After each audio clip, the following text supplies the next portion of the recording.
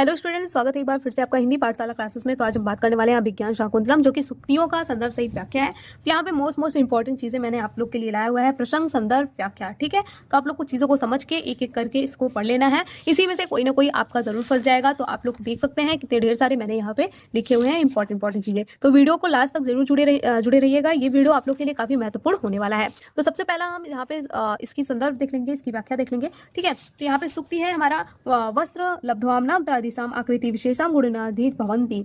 तो इसका संदर्भ है हमारा प्रस्तुत सूक्ति हमारे पाठ्य पुस्तक अभिज्ञान शाकुंतलम के चतुर्थ अंक से लिया गया है। इसके रचयिता महाकवि कालिदास जी हैं। ठीक है, आप लोग को एक चीजें नोटिस जरूर करी होगी कि यहाँ पे आप लोग को क्या लिखना है, संदर्भ।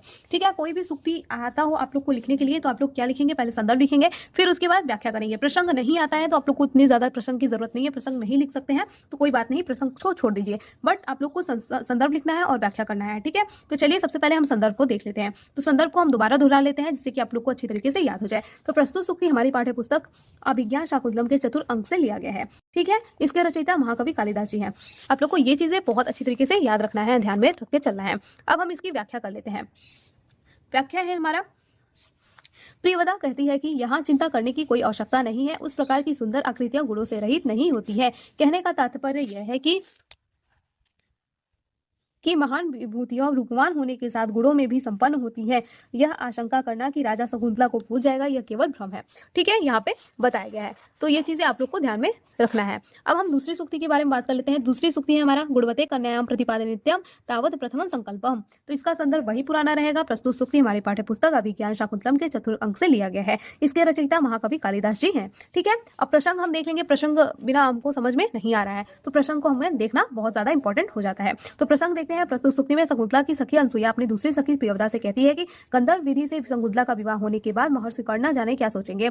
तो अब हम इसके बारे में बात कर लेते हैं, व्याख्या के बारे में। ठीक है, तो व्याख्या हम देखते हैं। यहाँ पे व्याख्या है, आप लोग को दिख रहा होगा यहाँ पे व्याख्या। अनसुईया कहती है कि गुणवान व्यक्ति को कन्या देना यह कण्व ऋषि का प्रथम संकल्प है।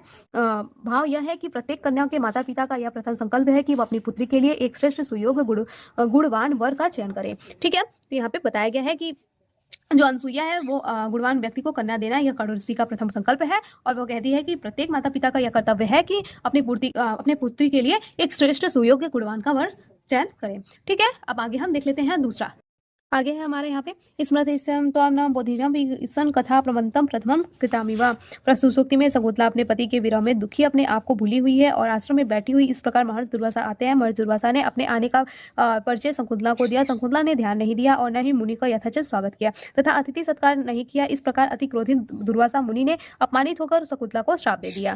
शकुंतला को श्राप क्या दिया यहाँ पे हम देख लेते हैं। तो इसकी व्याख्या है, महर्षि दुर्वासा ने शकुंतला को श्राप दिया कि ओह अतिथि का अपमान करने वाली, जिसका स्मरण करती हुई तू मुझ जैसी तपस्वी की उपस्थिति नहीं जान पा रही है, स्मरण कराने पर भी तुझे उसी प्रकार भूल जाएगा जैसे कोई उन्मत्त प्रमादी मनुष्य को स्मरण दिलाने पर भी पहले कही गई बातों का स्मरण नहीं रहता। यहाँ पे उन्मत्त मतलब होगा नशा या शराबी। ठीक है, आप लोग को ये चीजें ध्यान में रखना है, ये चीजें नोटिस करनी है। ठीक है, आगे हम देख लेते हैं। कॉपी उत्पादम दुग्धम प्रभाती। यहाँ पे शकुंतला को श्राप देकर मुनि दुर्वासा लौट जाते हैं। उनके श्राप को अनसुईया और प्रियवदा सुन लेती है। श्राप को सुनकर दोनों घबरा जाती है। अनसुईया प्रियवदा से कहती है कि दुर्वासा बड़े ही क्रोधित ऋषि हैं, उनका श्राप अग्नि के समान वाले हैं। शास्त्रों में भी कहा गया है कि क्रोध में दिया गया श्राप अग्नि के समान होता है। ठीक है, ये चीजें आप लोग को ध्यान में रखना है। अब आगे हम देख लेंगे पांचवा स्तुति जो हमारा है वो इस तरीके से है, इसको हम देख लेते हैं। रचित्वा खलु प्रकृति बिलवा प्रिय सखी। यहाँ पे इस स्तुति में अनसुईया प्रियवदा से कहती है कि शकुंतला बहुत ही कोमल स्वभाव की है, यदि वह इस श्राप को सुनेगी तो अपने महान दुख होगा। शकुंतला के जीवन में रक्षा करने के लिए हम दोनों को इस श्राप के बारे में नहीं बताना चाहिए।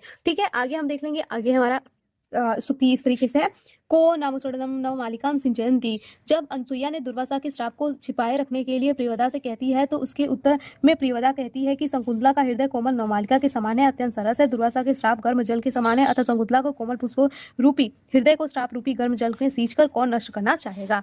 ठीक है, आगे हम देख लेते हैं अगला सूक्ति जो कि लास्ट वाला सूक्ति है। ठीक है, इसी में से कोई ना कोई आपको देखने को आपके एग्जाम में जरूर मिलेगा। पिबन्ते गृहणाम कथम न तनया विश्लेषु खैनर्वः। व्याख्या हम संदर्भ फिर से देख लेते हैं। प्रस्तुत गद्यांश हमारी पाठ्य पुस्तक संस्कृत के अभिज्ञान शाकुंतलम नामक पाठ से लिया गया है। इसके रचयिता कौन है? कालिदास जी हैं। ठीक है, ये चीजें आपको ध्यान में रखना है। फिर से हम देख लेते हैं यहाँ पे व्याख्या। शकुंतला को अपने पति के घर जाती हुई कश्यप का हृदय विचलित हो गया। इसके आंखों से विदाई के समय आंसू गिरने लगे। कश्यप ऋषि का गला भर आया और मन ही मन सोचने लगे कि स्नेह के कारण जब मुझ जैसे विरक्त सन्यासी का हृदय इतना व्याकुल हो जाता है तो गृहस्थ लोग अपनी पुत्री के पहली बार वियोग में कितनी दुखी होकर कितना पीड़ा सहते होंगे। ठीक है, यहाँ पे ये बताया गया है। तो आई होप आप लोग को अभिज्ञान शाकुंतलम की शुक्ति समझ में आई होगी। इसी में से कोई ना कोई आप लोग को जरूर एग्जाम में देखने को मिलेगा। इसी में से आप लोग तैयार कर लीजिए और आप लोग को अच्छे से अच्छे मार्क्स मिल जाएंगे। ठीक है, तो आई होप आप लोग को ये वीडियो पसंद आई होगी, समझ में आई होगी। तो ऐसी वीडियो के लिए हिंदी पाठशाला क्लासेस को फटाफट सब्सक्राइब कर लीजिए। मिलते हैं नेक्स्ट वीडियो में, तब तक के लिए थैंक यू, टेक केयर, जय हिंद, जय भारत।